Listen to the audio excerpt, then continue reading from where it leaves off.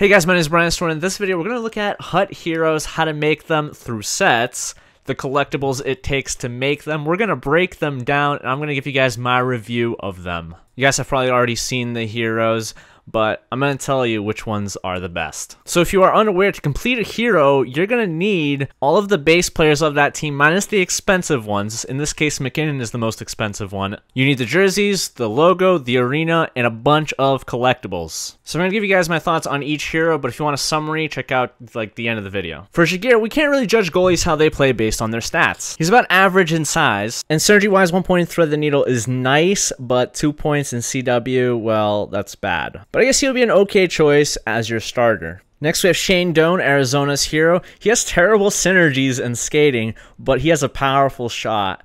He's also an average puck handler and has average shooting accuracy, but a good poke check. Neely also has terrible synergies, but a lethal wrister and an above average slapper. Not a great skater either, but can control the puck well. His discipline and poise is also pretty low. Andreychuk is a huge body with average synergies and below average skating, but he is an above average shooter. He also has great awareness and great hand-eye, making him a good choice to crash the net. MacInnis, a defender, has an amazing shot and comparatively not as slow as before, with pretty good synergies. Speed and physicality are his worst attributes, but still not as bad as they are slightly below average. Brind'Amour also has average synergies and below average skating, but on the flip side, he has great puck control skills. He has high discipline, and he's the best hero at faceoffs. Roenick has terrible synergies. He's an average skater in most categories, but he has high body checking, if that means anything. It shouldn't mean anything, just thought I'd point that out. So you probably don't want to choose him. Foote, a defenseman, you should avoid at all costs. He is really slow and has bad synergies. Up next is Nash. Still don't know how he's a hero, but that's okay. But he happens to be one of the better heroes. He shoots left and has good synergies, a big body with decent skating and shooting. Doesn't turn very well, though, but it is improved with his rocket skate synergy. Turco, again, can't judge goalies by their stats, but he and Vernon have the best synergies out of the HUT hero goalies. Speed of Vernon, there he is. He's a pretty small goalie, and in the past NHL games, he sucked pretty badly. But with 2 points in Silky Smooth, makes him a pretty decent choice. If anything, he can be your expensive backup goalie. Smyth has average synergies. He's slow with an average shot and puck control skills, but he's got a good discipline and a good poke check. Up next is Mellanby, who has terrible synergy skating, deking, and an average shot. But at least his aggressiveness and discipline is good, right? Blake has terrible synergies, but he does have 2 team synergies, which I guess is kind of decent. He's got below average speed, but a big body. I'd still probably pass on him. Brunette has amazing synergies as a lefty. He's got amazing handling skills, though average at deking. A terrible skater with an average shot. Activating that team synergy will actually help him quite a bit. Kirk, that's what I'm going to call you. I don't know if it's Muller or Muller. I feel like it's Muller, but then again it's Muller. Oh yeah, his review. He's a forward with 2 team synergies, but they're bad ones. He's a below average skater and puck handler, but above average shooting and kind of laziness with the stat. One of the best at faceoffs as well. Sullivan's already with sexy stats. He's got above average skating, though not as fast as last year. Above average shooting and puck control. He's even fast with rocket skates, but he's a small body and not very physical. Daneyko, he's got 3 team synergies, happens to be the 2 worst ones. And he's also the slowest hero in the game with 84-85 acceleration and speed. Oh, I'd avoid him. If you could have him on the bench, that'd be nice. LaFontaine has amazing synergies and puck control and very good on the face-off thought. He's about average in skating and shooting, though he's not very physical. In my opinion, one of the better heroes to have, though. Graves has pretty average stats, and his 2 player synergies are okay. He's one of the best at the face-off dot, despite being a winger. He's got similar stats to LaFontaine in terms of skating and shooting. He has below average puck handling, but really high offensive awareness. Redden, one of only 2 defensemen that shoot to the left, the other one being Daneyko, who I told you to avoid, so you kind of have to have Redden. He has terrible synergies, low agility for turning, otherwise average skating, terrible poison offensive awareness, but at least he has a powerful shot. Sexy Hexy, one of my favorite goalies last year. 2 points in AA, that's not good, but at least he has the 1 point in Silky Smooth, which is always nice. He's also a fairly tall goalie. Murphy, not as fast as last year, has average stats but pretty decent synergies, and he has a bigger body. Owen Nolan, a new hero. Synergies aren't very good. He's an average puck handler and skater, but very good endurance and decent at passing. He's good at taking the faceoffs as well, and has a decent wrist shot. Tkachuk also has terrible synergies. He's slow, but he has a very powerful shot. He's about average at puck handling, and he has a physical body, and he's good at poke checking.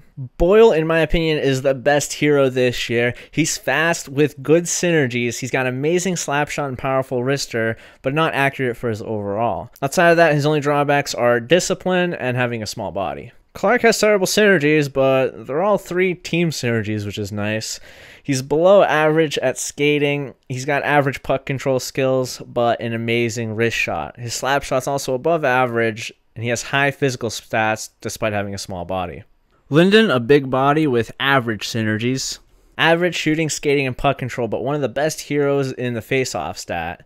He's got amazing discipline and amazing defensive awareness. Now, Kolzig can either be average in terms of his team synergies, or they can be really good, but that's only if you want to activate his LL synergy, which I think was locker room leader, and that's like a mid-tier synergy. Hawerchuk is probably the best forward hero this year, who's got amazing synergies. He's very good on the face-off dot, with having a face-off stat of 88. He's average in skating, above average in handling and shooting, but below average in physicality and defense. And then you have the 2 master sets, 99 overall players, Giguere and Iginla. You should always have them as a center just because they have 99 in their face-off stats. And I would highly recommend Giguere. He's got the better synergies, and he's also a bigger body. You need 15 hero collectibles to make them. One of them, not both. Alright, now let's summarize the breakdown of those heroes. First off, the fastest heroes out of the forwards. Sullivan leads the pack, Nash right behind him with a worse agility. Then you have Linden and Hawerchuk. My apologies for the fact that these cards are grayed out. I do not own them. That's why they can't be pretty with colors and stuff. Up next, we're going to look at my favorite word that's not in the dictionary, the best face-offers out of the forwards. I don't know why I kept forwards in there. I could have gotten rid of that pretty easily because defenders aren't going to be your best face-offers. You'll live with it.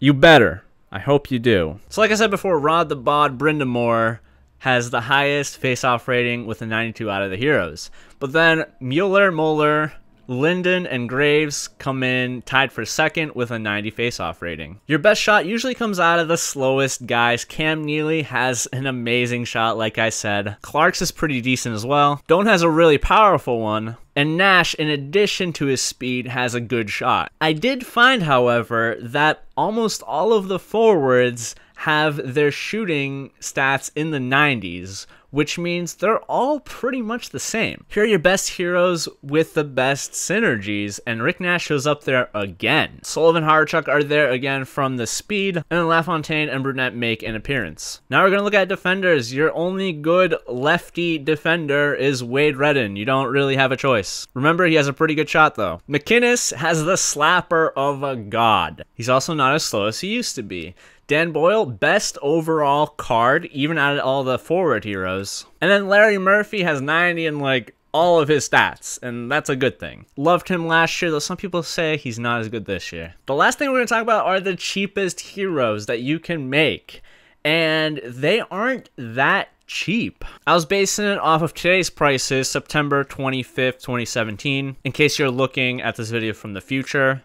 Have we discovered aliens yet? So the bronze collectibles are going for a minimum of 5K, silver collectibles a minimum of 16K, gold a minimum of 14K, and carbon a minimum of 140K. This does not take into account all the players that you need that make up the set, not the jerseys, not the logos, and the arena. I think that's all you need. And the patience to get all those cards. Chances are these cards could go up in price even more, and the problem is that on the marketplace, they're only going up for maybe like 100, like 20 to 180K, so you're not going to be able to make any profit out of actually making these cards. I would highly recommend not doing them until the price of collectibles go drastically down, whether it's because EA is going to release like a guaranteed collectible pack or something else. Maybe the price of heroes will go up. In the description of the video, I'm going to put a link in there for you guys so you guys can see the prices of all of the heroes. It's going to include the current day prices. Unless you're watching this after NHL 19 came out, then I'm not going to be updating it that far ahead. You might have to scroll down on the spreadsheet as it's currently being shared by another one of my series. Expect to pay like 300k just to make some of the other heroes. Just buy them outright from the marketplace for now, and then we'll see what happens in the future. If you guys have any questions on these heroes, let me know in the comments below. Let me know